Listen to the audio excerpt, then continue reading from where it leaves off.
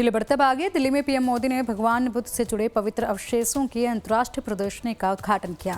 दिल्ली में international exhibition का उद्घाटन कार्यक्रम प्रधानमंत्री नरेंद्र मोदी ने यहां अंतर्राष्ट्रीय प्रदर्शनी का उद्घाटन किया। क्या कुछ कह रहे पीएम मोदी, सुनते हैं।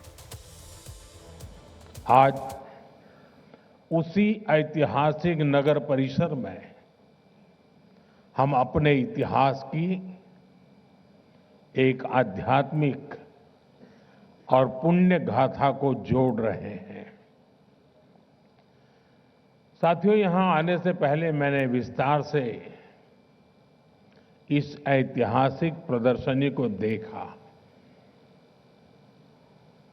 भगवान बुद्ध के पवित्र रेलिक्स को अपने बीच पाकर हम सभी धन्य हैं। इनका भारत से बाहर जाना और लौटकर फिर भारत आना, ये दोनों ही पड़ाव अपने आप में बहुत बड़ा सबक है।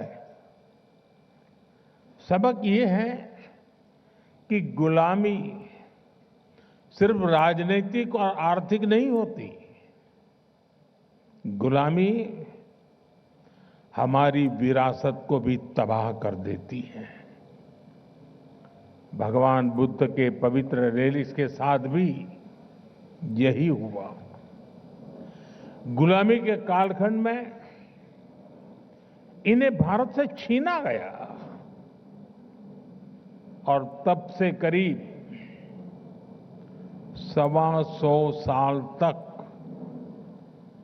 ये देश से बाहर ही रहे। जो लोग इन्हें भारत से लेकर गए थे, उनके वंशजों के लिए तो ये सिर्फ निर्जीव एंटिक पीस ही थे और इसलिए उन्होंने इन पवित्र अवशेषों को अंतर्राष्ट्रीय बाजार में नीलाम करने का प्रयास किया। लेकिन भारत के लिए तो ये पवित्र रेलिक्स हमारे आराध्य का ही एक अंश है, हमारी सभ्यता का अभिन्न अंग है। इसलिए भारत ने तय किया कि हम इनकी सार्वजनिक नीलामी नहीं होने देंगे। और मैं आज गोदरेज समूह का भी आभार व्यक्त करता हूं। उनके सहयोग से भगवान बुद्ध से जुड़े ये पवित्र अवशेष भगवान बुद्ध की कर्म भूमि, उनकी चिंतन भूमि और उनकी महाबोधि भूमि और उनकी महापरिनिर्वाण भूमि पर वापस लौटे हैं। साथियों, भगवान बुद्ध का ज्ञान, उनका दिखाया मार्ग पूरी मानवता का है और कालातीत है। ये समय में बंधा हुआ नहीं है। ये भाव हमने बीते कुछ महीनों में बार बार अनुभव किया। बीते कुछ महीनों में भगवान बुद्ध से जुड़े पावन अवशेष जिस भी देश में गए, वहां आस्था और श्रद्धा का ज्वार उमड़ आया। थाईलैंड में अलग अलग स्थानों में ऐसे ही पावन अवशेष रखे गए थे। महीने भर से भी कम समय में वहां 40 लाख से अधिक श्रद्धालुओं ने उनके दर्शन किए। वियतनाम में जन भावना इतनी प्रबल थी कि प्रदर्शनी की अवधि बढ़ानी पड़ी। वहां के 9 शहरों में करीब 1.25 करोड़ लोगों ने बुद्ध अवशेषों को नमन किया। मंगोलिया में गंदर मठ के बाहर हजारों लोग घंटों घंटों तक प्रतीक्षा करते रहे। कई लोगों ने सिर्फ इसलिए भारतीय प्रतिनिधियों को छूना चाहा क्योंकि वे बुद्ध की भूमि से आए थे। रूस के काल्मिकिया क्षेत्र में सिर्फ एक सप्ताह में 1.5 लाख से अधिक श्रद्धालुओं ने पवित्र रेलिस के दर्शन किए। ये वहां की आधे से भी अधिक आबादी के बराबर है। विभिन्न देशों में हुए इस आयोजन में क्या आमजन, क्या हेड ऑफ द गवर्नमेंट, सभी एक समान श्रद्धा से जुड़े। भगवान बुद्ध सबके हैं, भगवान बुद्ध सबको जोड़ते हैं। साथियों, मैं खुद को बहुत भाग्यशाली समझता हूं क्योंकि भगवान बुद्ध का मेरे जीवन में बहुत ही गहरा स्थान रहा है। मेरा जन्म जिस वडनगर में हुआ वो बौद्ध शिक्षा का बहुत बड़ा केंद्र था। जिस भूमि पर भगवान बुद्ध ने अपने प्रथम उपदेश दिए वो सारनाथ आज मेरी कर्मभूमि है। जब मैं सरकार के दायित्वों से दूर था तब भी मैं एक तीर्थ यात्री के रूप में बौद्ध तीर्थ स्थलों की यात्रा करता रहता था। प्रधानमंत्री के रूप में तो मुझे दुनिया भर में बौद्ध तीर्थों में जाने का सौभाग्य मिला है।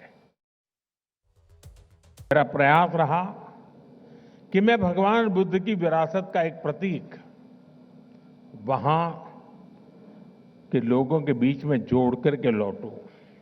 और इसलिए चीन, जापान, कोरिया, मंगोलिया, मैं जहां भी गया बोधि वृक्ष के पौधे लेकर के गया था।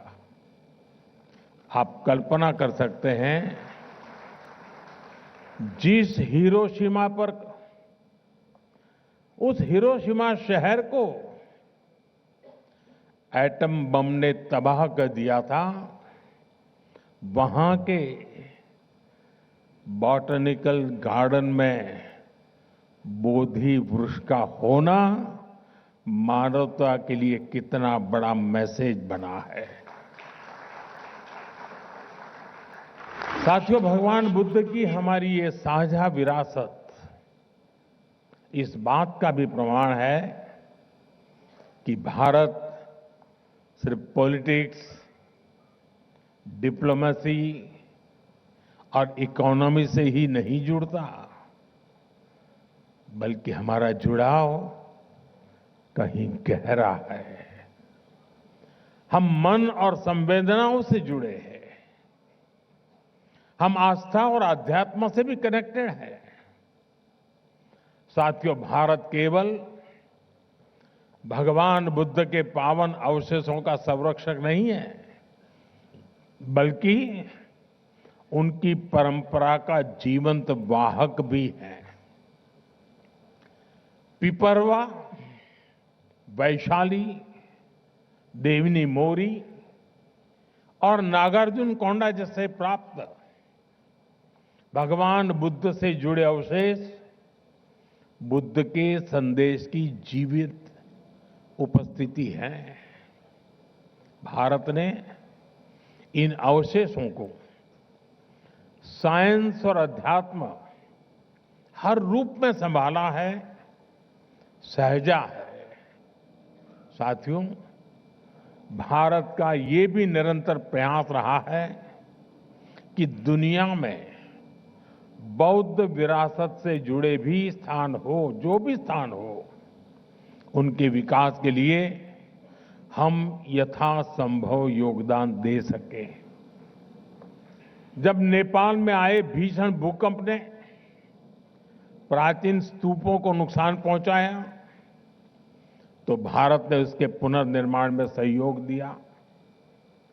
म्यांमार के बागान में आए भूकंप के बाद हमने 11 से अधिक पगोड़ाओं का संरक्षण किया। ऐसे अनेक उदाहरण हैं।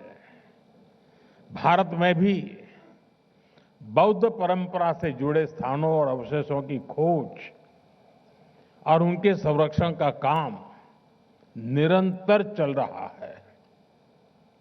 जैसा मैंने आपको पहले कहा, मेरा जन्म स्थान गुजरात का वडनगर बौद्ध परंपरा का एक बहुत बड़ा केंद्र रहा है। मैं जब गुजरात का मुख्यमंत्री था तब वहां बौद्ध परंपरा से जुड़े हजारों अवशेष मिले थे। आज हमारी सरकार इनके संरक्षण पर भी बल दे रही है और आज की पीढ़ी को इनसे जोड़ भी रही है। वहां एक शानदार एक्सपीरियंशियल म्यूजियम भी बनाया गया है जो करीब 2500 वर्ष के इतिहास का अनुभव देता है। अभी कुछ महीने पहले ही जम्मू कश्मीर के बारामूला में बौद्ध काल की प्रमुख बुद्धिस्ट साइट का पता चला है। अब इसके संरक्षण का काम तेज किया जा रहा है। साथियों, पिछले 10-11 वर्षों में भारत ने बौद्ध स्थलों को आधुनिकता से जोड़ने का भी प्रयास किया है। बोध गया में कन्वेंशन सेंटर और मेडिटेशन व एक्सपीरियंस सेंटर बनाया गया है। सारनाथ में धमेक स्तूप पर लाइट एंड साउंड शो और बुद्ध थीम पार्क का निर्माण किया गया है। श्रावस्ती, कपिलवस्तु और कुशीनगर में आधुनिक सुविधाओं का निर्माण किया गया है। तेलंगाना के नालगोंडा में एक डिजिटल एक्सपीरियंस सेंटर बनाया गया है। सांची, नागार्जुन सागर, अमरावती, इन सभी जगहों पर तीर्थयात्रियों के लिए नई सुविधाएं विकसित की गई हैं।